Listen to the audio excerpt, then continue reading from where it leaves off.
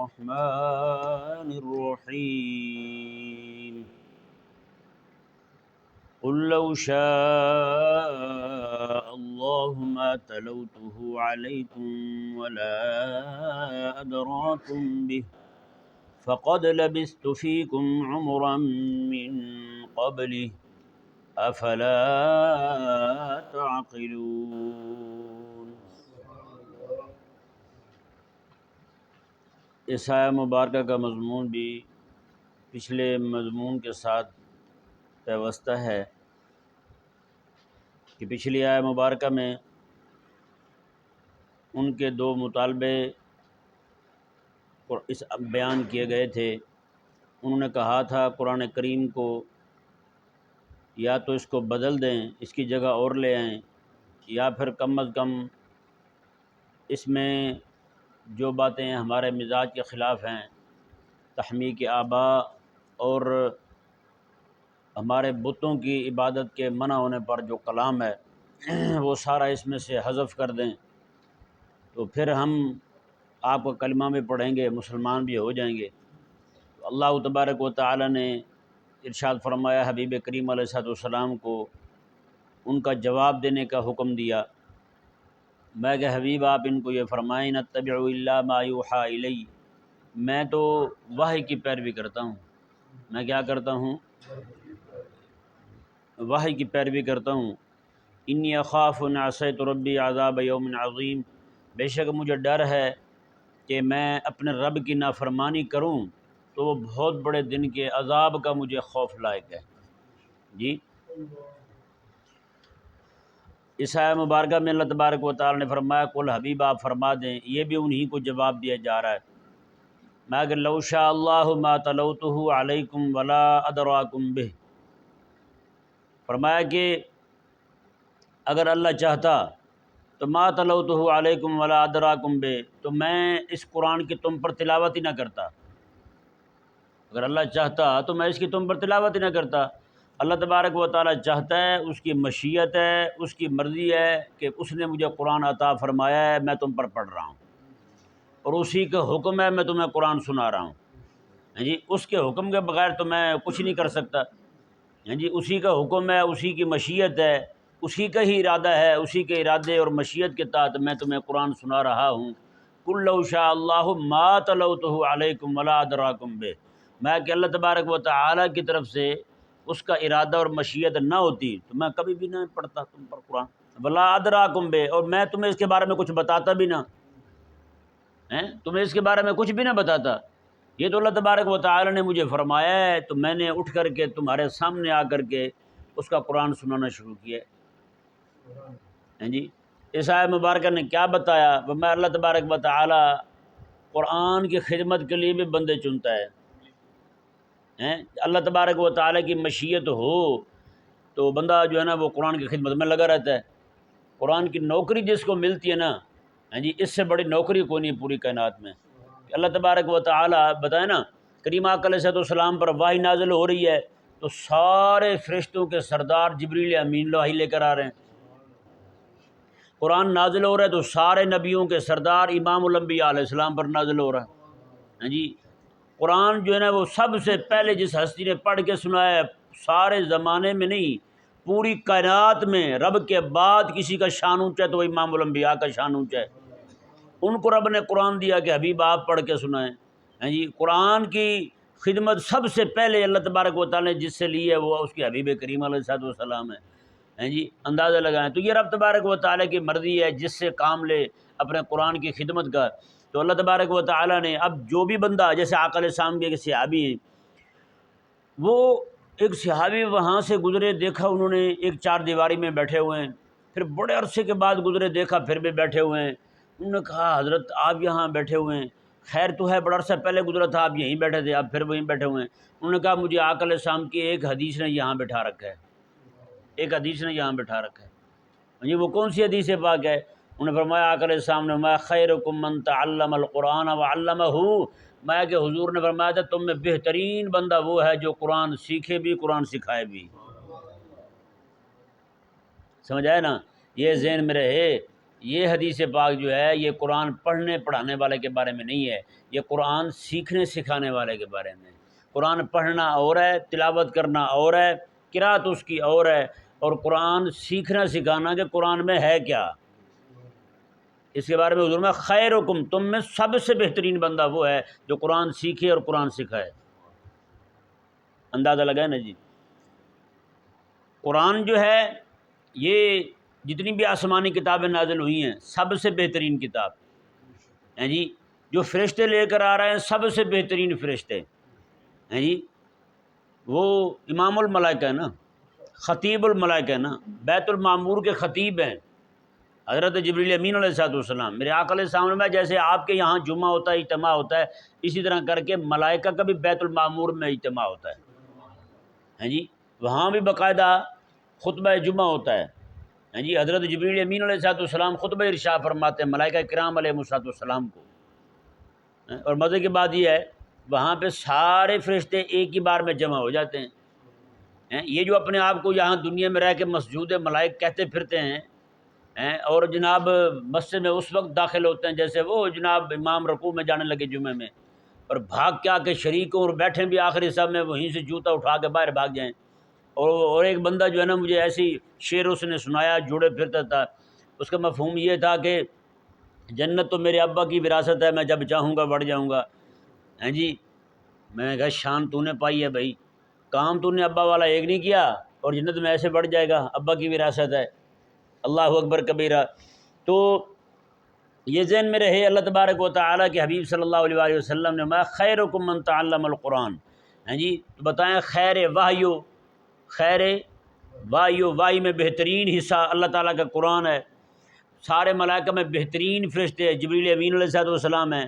سارے انبیاء میں سب سے افضل، سب سے عظمت والے، سب سے اونچی شان والے، سب سے بڑے مقام والے میرے آقا علیہ السلام ہیں۔ اللہ تبارک و تعالیٰ نے جبریل امین کے ذریعے دیا قرآن اور حبیب کریم علیہ السلام کو دیا قرآن، اور قیامت تک فرمایا میرے آقا علیہ السلام نے جو بھی میرا غلام قرآن کی نوکری اختیار کر لے گا نا، وہ چاہے قرآن سیکھنے کی صورت میں ہو چاہے قرآن سکھانے کی صورت میں ہو، حضور نے خیرکم تم میں وہ بہترین بن جائے گا، وہ بہترین بن جائے گا۔ یہی وجہ ہے کہ عہد میں میرے کریم آقا صلی اللہ علیہ وآلہ وسلم نے، حضور کے 70 صحابہ شہید ہوئے نا جی، آقا علیہ السلام خود قبر میں اترے، اجتماعی قبریں بنی تھیں صحابہ کرام علیہ مردوان کی، تو آقا علیہ السلام خود قبروں میں اترتے تھے اور آقا علیہ السلام فرماتے تھے پہلے مجھے اس کا جسم پکڑانا جو قرآن زیادہ جانتا تھا، جو قرآن زیادہ جانتا تھا نا وہی مجھے اسی کو پکڑاؤ، پہلے مجھے میں اس کی تدفین کروں۔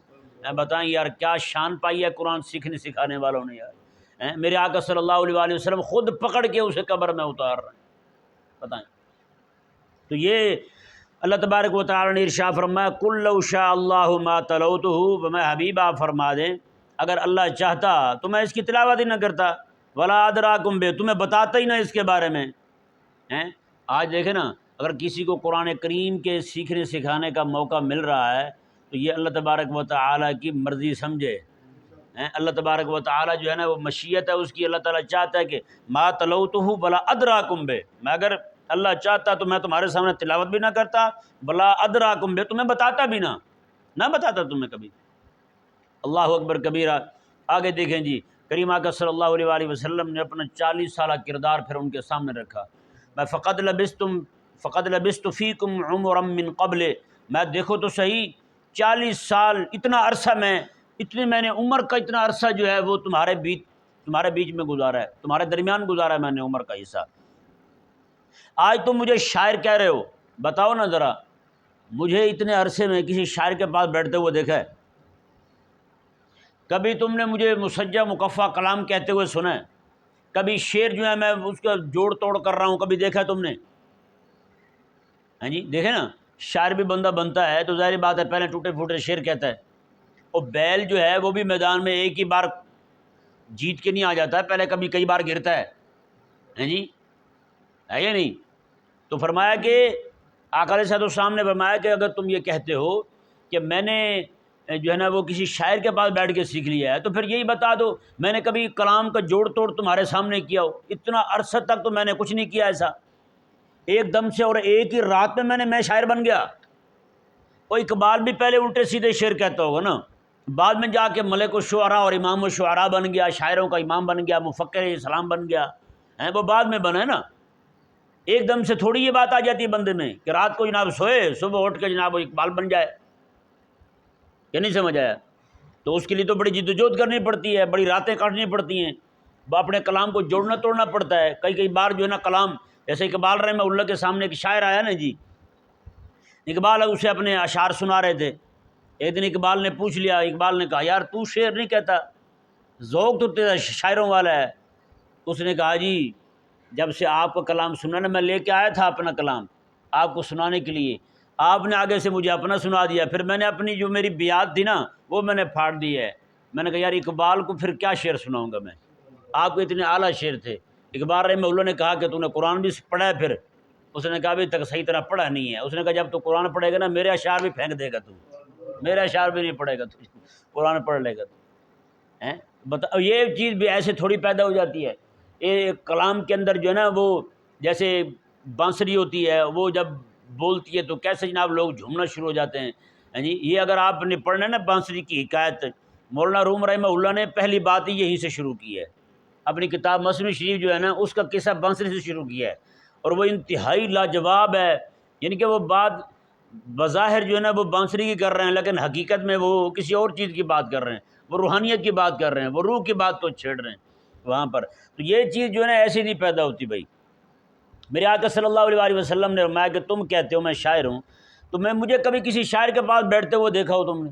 اتنے عرصے میں کسی سے کلاس لے رہا ہوں میں، اللہ اکبر کبیرہ، فقد لبثت فیکم عمرا من قبل، تم جو کہتے ہو کہ میں جناب کسی عالم کے پاس بیٹھا ہوں، میں کسی عالم سے میں نے سیکھ لیا ہو، یا کوئی کتاب میں نے پڑھی ہو، کسی مدرسے میں گیا ہوں، اور تمہارے سامنے ہی تو رہا ہوں، رات دن کہیں نہیں گیا میں۔ کوئی بھی بندہ ایسا نہیں ہے کہ وہ جناب 40 دن تمہارے سامنے بالکل سیدھا سادہ رہے، رات کو سوئے اور صبح اٹھ کے جناب حکیمانہ باتیں کرنی شروع کر دے، ایک دم سے انقلاب کی باتیں کرنی شروع کر دے۔ وہ جو انقلاب کی باتیں کرنے والے ہوتے ہیں وہ پہلے تھوڑا تھوڑا بولتے ہیں، اپنے یاروں دوستوں میں سجنوں میں بیٹھتے ہیں، جب تو ایسی باتیں کرتے ہیں۔ ایسی تھوڑی ہوتا ہے کہ بندہ رات کو سوئے صبح اٹھ کے جناب ایسی باتیں شروع کر دے۔ اللہ اکبر کبیرہ۔ اور میں کہ تم مجھے نہ تو کوئی لیڈری کا شوق ہے، اتنا عرصہ میں نے تمہارے بیچ میں گزارا ہے، اگر لیڈری کا شوق ہوتا تو بندہ پہلے باتیں کرتا ہے۔ آج دیکھیں نا یہاں پہ جو بچے بعد میں جا کے الیکشن لڑتے ہیں، یہاں پہ وہ چھوٹے چھوٹے ہوتے بھی ایسی باتیں کرتے ہیں، وہ فلانا کیوں، فلانا یہ ڈھمکانا، ایسے ہوتا ہی نہیں ہوتا۔ جس طرح کے مجلس میں بیٹھیں گے ویسے ذہن تیار ہوں گے بچوں کے۔ اب جب اس کا ذہن یہ تیار ہو گیا تو وہ ایک دم سے جناب ایسی باتیں نہیں کرے گا، وہ بچپن سے ایسی باتیں کرے گا۔ میرے آقا علیہ السلام نے جو تقریروں کا شوق تھوڑی ہے، یہ تو خلاق کائنات کا مجھے حکم ہے تو میں تمہارے سامنے بولنے لگ گیا ہوں۔ اگر مجھے ایسے کوئی شوق ہوتا تو میں بچپن میں بولتا جی۔ اور مجھے لیڈری کا شوق نہیں ہے، اگر شوق ہوتا مجھے جی میں تو کھڑا ہوا ہوں صرف اللہ تعالیٰ کے دین کو اونچا کرنے کے لیے، مال کا مجھے شوق نہیں ہے کسی شے کا۔ میرے آقا علیہ السلام کے صحابی ہیں، اذان ہو چکی ہے، صحابہ جماعت بندی کر چکے ہیں، صف میں کھڑے ہو چکے ہیں، میرے آقا علیہ السلام کے غلام نے تکبیر پڑھ دی جی، آقا علیہ السلام مصلی پہ کھڑے ہو گئے ہیں، ایک دم سے حضور گھر جاتے ہیں، واپس آتے ہیں، نماز پڑھاتے ہیں، صحابہ عرض کرتے ہیں حضور خیر تو تھی؟ میرے آقا علیہ السلام نے میں کوئی مال میرے پاس موجود تھا تقسیم کر رہا تھا، وہ سونے کی ڈلی بچ گئی تھی، میں نے کہا رب کے سامنے ہاتھ اس طرح اٹھاؤں گا تو کیسا لگے گا جب تک وہ مال میں اللہ تعالیٰ کی راہ میں خرچ نہ کر دوں جی۔ حضور چلے جاتے ہیں۔ اور ایک بار ایسا ہوا کہ آقا علیہ السلام مسجد میں سوئے ہوئے ہیں، حضور کے غلام عرض کرتے ہیں حضور خیر تو مسجد میں؟ آقا علیہ السلام میں گھر میں سونا پڑا ہوا تھا بانٹنے والا، کوئی بندہ ملا نہیں ہے لینے والا، تو میں نے کہا جب تک وہ گھر میں پڑا میں گھر نہیں جاؤں گا۔ بتائیں پھر آقا علیہ السلام میں مال کا کیا شوق ہے بھائی؟ مال کا کوئی شوق نہیں ہے ہاں جی، لیڈری کا اس طرح کا کوئی شوق نہیں ہے۔ اس طرح کے جس میں شوق ہوتے ہیں وہ پہلے سے بندہ باتیں کرتا ہے۔ اور آقا علیہ السلام کو شوق کیسے ہو؟ اس طرح کے جس طرح یہ لوگ ہیں، آقا علیہ السلام کو تو اللہ تبارک و تعالی نے سید الانبیاء بنا کے بھیجا ہے، آپ تو امام الانبیاء بن کے آئے ہیں جی۔ آپ کے رہنما عالم ہونے کا اعلان تو معراج کی رات ہو گیا تھا۔ جبریل امین علیہ السلام آقا علیہ السلام کا ہاتھ پکڑتے ہیں اور مصلی پہ کھڑا کر دیتے ہیں، سارے انبیاء حضور کے پیچھے کھڑے ہوئے ہیں ہاتھ باندھ کے، اور آقا علیہ السلام کی شریعت مبارکہ کے مطابق نماز پڑھ رہے ہیں۔ میرے آقا علیہ السلام نے 2 نفل ان کو پڑھائے، سب نے حضور کے پیچھے پڑھے۔ تو آقا علیہ السلام نے میں فقط لبثت فیکم عمرا من قبل، میں نے تو تمہارے بیچ میں اتنی عمر گزاری ہے، کوئی ایسی بات ہو تو بتاؤ پھر۔ اور مزے کی بات دیکھیں، یعنی کہ انبیاء کرام علیہ السلام جو ہیں، اللہ تبارک و تعالیٰ ان کا بچپن جی، ان کا لڑکپن، پھر ان کی عمر جو ہے ادھیڑ پن، ساری عمر جو ہے ان کی قوم کے سامنے گزرواتا ہے اللہ تبارک و تعالیٰ، تاکہ جب وہ ادعائے نبوت کی طرف جائیں تو کسی بندے کو اعتراض نہ ہو ان پر کسی طرح کا، ان کی زندگی جو ہے وہ بے داغ ہو، ہاں جی، عظمت والی زندگی ہو، ایک ایک لمحہ لوگوں کے سامنے ہو۔ اللہ تبارک و تعالیٰ یہ چاہتا ہے، اور یہی کیا اللہ تبارک و تعالیٰ نے حضرات انبیاء کرام علیہ السلام کے ساتھ۔ یہاں پہ میں روک کے ایک بات اور آپ کے سامنے رکھنا چاہتا ہوں۔ حضرت سیدنا موسیٰ علیہ نبینا علیہ السلام نے جب قبطی کو ایک مکہ مارا تھا اور وہ مر گیا تھا، آپ موسیٰ علیہ السلام وہاں سے چلے گئے مدین، حضرت شعیب علیہ السلام کے پاس رہنے لگے۔ جیسے واپس آئے فرعون کے پاس دوبارہ دعوت حق لے کر، دعوت توحید لے کر، تو فرعون نے کیا کہا تھا؟ آپ نے آج کہا میں اللہ تعالیٰ کا رسول ہوں، اس نے کہا اوے تو وہی نہیں ہے جس نے ہمارا بندہ مارا تھا، آج تو کیسی باتیں کر رہا ہے تو، عارفانہ باتیں کر رہا ہے تو، آج تجھے دعوت توحید سوجھ رہی ہے، کل تو ہمارا بندہ مار کے بھاگ گیا تھا یہاں سے۔ اللہ اکبر کبیرہ۔ اب یہ دیکھیں، یہ فرعون کی نظر میں عیب تھا، فرعون کی نظر میں عیب تھا، اس نے فوراً کہہ دیا ہاں جی آپ تو وہ ہیں جو بندے مار دیتے ہیں مکے مار کے، آپ کو تو حق ہی نہیں پہنچتا ایسی باتیں کرنے کا، ایسی باتیں تو وہ کرے جس کا ماضی بے داغ ہو، آپ میں تو عیب ہے، آپ نے تو بندہ مارا تھا۔ اللہ اکبر، قربان جائیں۔ آگے سے حضرت موسیٰ علیہ السلام کیا فرماتے ہیں؟ میں کہ عبدتا بنی اسرائیل، اور تو نے پوری بنی اسرائیل قوم کو غلام بنا رکھا ہے، 70,000 بچے تو نے قتل کر دیے ہیں، اگر جو مظلوم ہوں وہ ان کی طرف سے کسی ایک بندے کو مکہ ہی لگ جائے، اس کی تجھے تکلیف ہو رہی ہے ایک مکے کی، اور ہمارے اتنے لاکھوں بندے تو نے شہید کر دیے، قتل کر دیے ہیں، اس کے تجھے پتہ ہی نہیں ہے۔ یعنی موسیٰ علیہ السلام نے اس کی تقریر یوں کی، آپ نے فرمایا کہ یعنی کہ تو نے میری ساری قوم کو غلام بنایا ہوا ہے، 70,000 بچے تو نے ایک ہی عرصے میں قتل کر دیے ہیں، اور جو مظلوم قوم ہو اگر وہ بدلہ زیادہ نہ بھی لے سکے، وہ ایک بندے کو مکہ ہی مار دے اور بندہ مر جائے، کمزور دل کے بندے تمہارے ہیں، کمزور دل کے بندے تمہارے ہیں، اگر ایک مکے لگنے سے بندہ مر جائے، اور دوسری بات یہ میرا ارادہ بھی نہیں تھا اس کو مارنے کا، میرا تو ارادہ اس کو صرف ڈرانے دھمکانے کا اور تنبیہ کا تھا، لیکن وہ مر گیا بندہ۔ اب پھر بھی تم کہتے ہو یہ عیب ہے تمہاری نگاہ میں، تو پھر یہ اس کا جواب دے دو تم، ان عبدت بنی اسرائیل، تم نے پوری بنی اسرائیل کو قوم غلام بنا رکھا ہے، اور 70,000 بچے ہمارے قتل کر دیے ہیں، اور اوپر سے تم کہہ رہے ہو۔ اللہ اکبر کبیرہ۔ اس بات کو ذرا مزید کھولے نا جی، حضرت موسیٰ علیہ السلام در پردہ یہ بھی فرما رہے ہیں، فرمایا کہ میرا اس وقت یہاں سے چلے جانا اور اس وقت تمہارے سامنے آ کے کھڑے ہو کے دعوت توحید دینا، یہ میرے نبی ہونے کی دلیل ہے، یہ میرے نبی ہونے کی دلیل ہے۔ فرعون نے کہا تھا اس وقت تو اس وقت ڈر کے چلا گیا تھا، اب تو آ گیا ہے جی، یہ اس کا کلام بھی اس بات پر دلالت کرتا ہے کہ موسیٰ علیہ السلام نے فرمایا کہ ایک وقت تھا جس وقت مجھے اتنا خوف لاحق ہوا کہ تم مجھے نقصان ہی نہ پہنچا دو، میں یہاں سے چلا گیا، اس وقت بھی میں اکیلا تھا، آج تمہارے سامنے آ کے کھڑا ہو گیا ہوں، آج بھی تو اکیلا ہوں، آج میں کون سی فوج لے کے آیا ہوں تمہارے سامنے، آج بھی تو اکیلا آ گیا ہوں، اکیلا کھڑا ہو گیا ہوں، کون سی ایسی شے ہے اس وقت میں یہاں سے جا رہا ہوں، اتنا عرصہ باہر جی پردیش کی میں نے زندگی گزاری، اور آج جو ہے وہ تمہارے سامنے آ کے کھڑا ہو گیا ہوں، کوئی تو ایسی شے ہے جس نے مجھے تمہارے سامنے کھڑا کر دیا، ایک دم سے تمہارے سامنے آ گیا ہوں، اور نہ میں فوج لے کر آیا ہوں، نہ میرے ساتھ کوئی جماعت ہے، نہ کوئی لشکر ہے، نہ کوئی ہتھیار ہیں، ایک ڈنڈے کے ساتھ ایک ڈنڈا ہے اور ایک میرے بھائی ہیں ہارون علیہ السلام، 2 بندے ہم تیرے سامنے آ کے کھڑے ہو گئے ہیں، اور پوری تیری حکومت کو، تیری الوہیت کو، تیرے معبود ہونے کو، تیرے رب ہونے کو ہم چیلنج کر رہے ہیں، کوئی تو بات ہے ایسی۔ اللہ اکبر کبیرہ۔ میرے آقا علیہ السلام نے بھی یہی فرمایا، فقد لبثت فیکم عمرا من قبل، آقا علیہ السلام نے فرمایا کہ اس سے پہلے جو میں نے کبھی ایسی بات نہیں کی، ایک دم سے میں کھڑا ہوا ہوں تمہارے سامنے، اللہ تبارک و تعالی نے وحی عطا فرمائی ہے مجھے، میں نے تمہیں پڑھ کے سنائی ہے، کوئی ایسی بات پہلے ہوتی، تم نے مجھے شاعر کہا، تم نے مجھے کائن کہا، تم نے مجھے مجنوں کہا، تم نے ساری باتیں میرے سامنے میرے بارے میں کی ہیں، لیکن آج تک، اور مزے کی بات دیکھیں، میرے کریم آقا صلی اللہ علیہ وسلم نے جب حدیبیہ کے بعد خطوط روانہ فرمائے، حدیبیہ کے بعد خطوط روانہ فرمایا مختلف بادشاہوں کو کہ تم کلمہ پڑھ لو مسلمان ہو جاؤ۔ روم کے بادشاہ کیسر اس کا لقب تھا، نام اس کا ہرقل تھا۔ کیا نام تھا؟ ہرقل۔ کئی سارے ان کو ہرقل کہتے ہیں، ہرقل نہیں تھا، نام اس کا ہرقل تھا۔ تو ہرقل جو ہے اس کو جب خط پہنچا نا، اس نے کہا اپنے لوگوں کو کہا کہ پتہ کرو یہاں پورے علاقے میں ہمارے یعنی کہ ملک شام میں، روم میں کوئی ایسا بندہ ہو جو وہاں سے آیا ہوا ہو، مدینہ مکہ سے۔ تو انہوں نے پتہ کیا تو اللہ تعالیٰ کی طرف سے ایسا ہوا، وہاں پہ حضرت ابو سفیان جنہوں نے ابھی تک کلمہ نہیں پڑھا تھا یہ وہاں موجود تھے،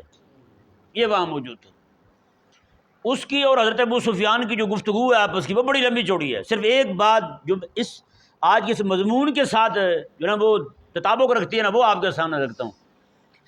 ہرقل نے پوچھا حضرت ابو سفیان سے کہ یہ بتاؤ، انہوں نے یہ کہا کہ وہ دعویٰ کرتے ہیں نبوت کا، ہم تو نہیں مانتے بھائی، ہماری تو ان کے ساتھ لڑائیاں چل رہی ہیں، یہ ہے وہ ہے۔ ہرقل نے پوچھا کہ یہ بتاؤ آپ نے زندگی ساری کبھی اس کے منہ سے جھوٹ سنا ہے؟ اس کے منہ سے جھوٹ سنا ہے؟ انہوں نے کہا نہیں کہ یہ بات سچی ہے، کبھی اس کی زبان سے جھوٹ نہیں نکلا۔ ہاں جی، انہوں نے کہا کسی بندے کے بارے میں جھوٹ بولو؟ انہوں نے کہا نہیں بولا۔ اللہ اکبر کبیرہ۔ یہ سنتے ہی ہرقل نے جو تبصرہ کیا نا، اللہ اکبر میرے حبیب کی شان پر، ہاں جی، اس نے کہا یار وہ جو بندہ کسی بندے پر جھوٹ نہیں بولتا وہ رب پر جھوٹ بولے گا؟ وہ کہا یہی تو اس کے سچے ہونے کی نشانی ہے۔ انہوں نے کہا یہی تو اس کے عظیم ہونے کی نشانی ہے، یہ تو اس کے صادق اور امین ہونے کی نشانی ہے۔ ہیں جی، ایک بندہ وہ جس کی جنگیں چل رہی ہوں میرے آقا علیہ السلام کے ساتھ، وہ جسے پتہ ہو جناب اگر میں نے اسے سچ بتا دیا تو یہ بھی اسلام قبول کر سکتا ہے، اسلام اس کے قبول کرنے کی صورت میں اسلام کو بہت بڑا غلبہ حاصل ہو سکتا ہے۔ پھر بھی ابو سفیان نے وہاں کھڑے ہو کر یہ کہا کہ ان کی زبان سے کبھی جھوٹ نہیں نکلا ہے۔ فقد لبثت فیکم عمرا من قبل۔ دیکھیں جی اس آیت مبارکہ کے اس حصے کا ظہور کہاں کہاں ہو رہا ہے۔ اللہ تبارک و تعالیٰ نے ان کی زبان سے بھی یہی کہلوایا کہ ان کے منہ سے تو ہمیشہ سچ نکلا ہے۔ انہوں نے ہرقل نے کہا کہ جو بندہ کسی بندے پر جھوٹ نہیں باندھتا اللہ پر جھوٹ باندھے گا؟ اللہ پر جھوٹ نہیں باندھ سکتا۔ جو بندے پر کے بارے میں ایسی خلاف واقع بات نہیں کرتا تو اللہ تعالیٰ کے بارے میں کیسے کرے گا کہ اللہ نے اسے نبی بنا کے بھیج دیا اور ہو نبی نہ بننا؟ ایسا کبھی نہیں ہو سکتا۔ تو بتائیں جی اللہ تبارک و تعالیٰ نے کیا شان عطا فرمائی میرے حبیب کریم علیہ السلام کو۔ تو یہ چیز جو ہے میرے آقا صلی اللہ علیہ وسلم نے واضح فرمایا، فقد لبثت فیکم عمرا من قبل، میں نے تمہارے بیچ میں عمر گزاری ہے، تمہارے بیچ میں عمر گزاری۔ جیسے موسیٰ علیہ السلام کو فرعون نے کہا تھا، جو بات فرعون کی نظر میں عیب تھی اس نے فوراً کہہ دیا، نہ آپ نے بندہ مارا۔ اگر ان کے سامنے بھی ایسی کوئی بات ہوتی میرے آقا علیہ السلام کی تو بتائیں کبھی پوشیدہ رکھتے اسے؟ انہوں نے تو فوراً کہنا تھا بھائی جی یہ بات ہے، آپ نے تو فلاں بندہ مارا ہے، فلاں وقت آپ نے خلاف واقع بات کی تھی، فلاں وقت آپ نے یہ کہا تھا۔ لیکن قربان جائے میرے آقا علیہ السلام نے ایسا چیلنج دیا کہ سارے چپ ہو گئے۔ ہیں جی، میرے امام کہتے ہیں تیرے آگے یوں ہیں دبے لچے، تیرے آگے یوں ہیں دبے لچے، فصحاء عرب کے بڑے بڑے، کوئی جانے منہ میں زبان نہیں نہ بلکہ جسم میں جان نہیں۔ انہوں نے کہا کوئی یہ کہے کہ لوگ یہ جان رہے ہیں کہ ان کے منہ میں زبان نہیں رہی، انہوں نے کہا ہلا کے دیکھو ان کے جسم میں جان نہیں رہی۔ میرے آقا علیہ السلام کے سامنے، حضور کی عظمت اور شان کے سامنے، حضور کی کردار کے سامنے، حضور کے گفتار کے سامنے سارے گنگوں کو پڑے ہوئے ہیں، کسی کے پاس کوئی بات نہیں ہے بات کرنے والی۔ اللہ اکبر کبیرہ۔ آقا علیہ السلام نے جب یہ فرمایا فقد لبثت فیکم عمرا من قبل، اس کی جو تقریر میں نے آپ کے سامنے کی ہے وہ ساری آپ ذہن میں رکھیں کہ فرمایا کہ میں شاعر ہوتا، کسی شاعر کے پاس بیٹھتا، یا پہلے میں اپنا کلام کچھ نہ کچھ جوڑ کلام کا کرتا۔ اگر میں جناب تقریروں کا مجھے کوئی ایسا ہوتا تو میں پھر تقریریں کرتا بچپن سے ہی، اتنا عرصہ میں نے تمہارے سامنے بتایا، کوئی ایسی بات نہیں ہے ہیں جی۔ اور مجھے کوئی لیڈری کا شوق ہوتا تو پھر ایسی باتیں میں کرتا، کوئی ایسی بات نہیں ہے۔ اللہ تبارک و تعالیٰ نے فرمایا افلا تاکلون، اللہ نے فرمایا حبیب آپ ان سے پوچھو تمہیں عقل کیوں نہیں آتی ہے؟ تمہیں عقل کیوں نہیں آتی؟ سمجھتے کیوں نہیں ہو تم؟ اللہ اکبر، اس کی چاشنی ہی الگ ہے اس کلام کی۔ فقد لبثت فیکم عمرا من قبل، میں نے تمہارے سامنے اس سے پہلے ساری عمر گزاری ہے، کبھی کوئی ایسی بات تم نے نہیں دیکھی۔ افلا تعقلون، تمہیں عقل کیوں نہیں آتی پھر؟ اللہ اکبر کبیرہ۔ اللہ تبارک و تعالیٰ نے ارشاد فرمایا جی، آیت مبارکہ دیکھیں اگلی، فمن اظلم ممن افترى علی اللہ کذبا او کذب بآیاتہ میں اس سے بڑا ظالم کون ہو سکتا ہے جو اللہ کی ذات پر جھوٹ باندھے۔ ہاں جی، مرزا قادیانی ظالم ہے یا نہیں؟ سب سے بڑا ظالم ہے، لعنتی مردود ہے، وہ زندیق ہے۔ ہاں جی، اس نے، اللہ نے فرمایا کہ اس سے بڑا ظالم، یہاں پر کاذبن کا مطلب جو ہے نا اللہ کی ذات پر جھوٹ باندھنا، یہاں پہ نبوت کا دعویٰ کرنا، نبوت کا دعویٰ کرتے، باقی چیزیں بھی ساری اس میں شامل ہوں گی، کسی طرح کا بھی جھوٹ اللہ کی طرف منسوب کرنا، لیکن سب سے بڑا جھوٹ یہ ہے کہ کوئی بندہ یہ کہے کہ اللہ تبارک و تعالی نے مجھے نبی بنایا، اس سے بڑا ظلم نہیں ہے، کیونکہ یہ اسی کے ضمن میں بیان ہو رہا ہے نا، پیچھے جو مضمون آ رہا ہے نبوت کے دعوے کا، تو اللہ تبارک و تعالی نے، میں حبیب آپ فرمائیں فمن اظلم ممن افترى علی اللہ کاذبا، اس سے بڑا ظالم کون ہو سکتا ہے جو اللہ پر جھوٹ باندھے، او کذب بآیات، یا اللہ کی آیتوں کو جھوٹا کہنے لگے۔ بتائیں آج کتنے لوگ ہیں جو اللہ کی آیتوں کو جھوٹا کہہ رہے ہیں؟ اللہ تعالی نے فرمایا آگے انہ لا یفلح المجرمون، بے شک مجرم لوگ تو کامیاب نہیں ہوتے، مجرموں کو کامیابی نہیں ہوتی۔ میرے آقا علیہ السلام نے میں دیکھو تو صحیح اللہ تبارک و تعالی مجھے کیسے پے در پے کامیابیاں عطا فرما رہا ہے، میرا دین جو ہے، میرا اسلام جو ہے وہ غلبے کی طرف جا رہا ہے، چہار دانگ عالم جو ہے وہ میرے نام کی اذانیں پڑھی جا رہی ہیں۔ انہ لا یفلح المجرمون، اگر میرے میں ایسی بات ہوتی، میں اللہ کی ذات پر جھوٹ باندھتا، افطرا باندھتا، تو بتاؤ پھر اتنی کامیابی کیسے ملتی؟ اللہ تبارک و تعالی نے آج کامیابی سے ہمکنار فرمایا ہے، تو اس کی وجہ یہی ہے کہ اللہ تبارک و تعالی کے فضل و کرم سے میں نے، اسی کے حکم سے میں نے اعلان نبوت کیا ہے۔ اللہ تبارک و تعالی سمجھنے کی توفیق عطا فرمائے۔